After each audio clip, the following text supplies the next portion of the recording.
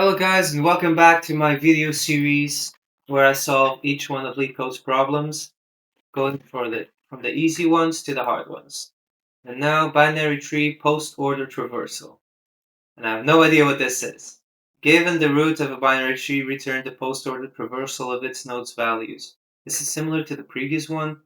I just need to know what the post-order traversal of its node's values means. So I'm going to do exactly what I did before. I'm going to Google it.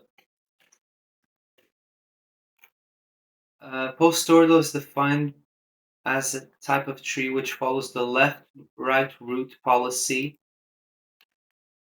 Left subtree is traveled first, then the right subtree, finally the root node of the subtree is traversed.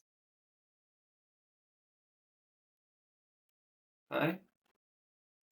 So I guess that we can do recursion. So if root is none, return empty array.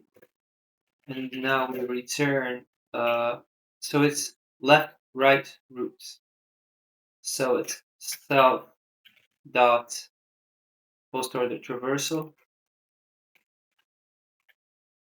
of root dot left plus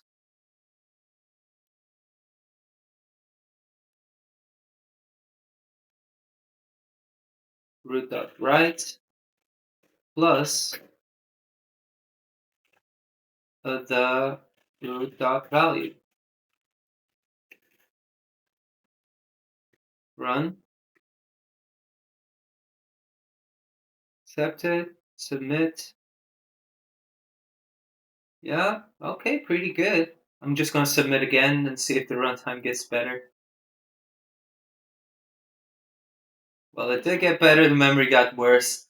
Well, I'll take this as a victory. It was pretty simple. Hope you guys understood. So I explained the recursion thing better on my previous video, and this is pretty much the same as the previous one. So go and check it. Bye guys!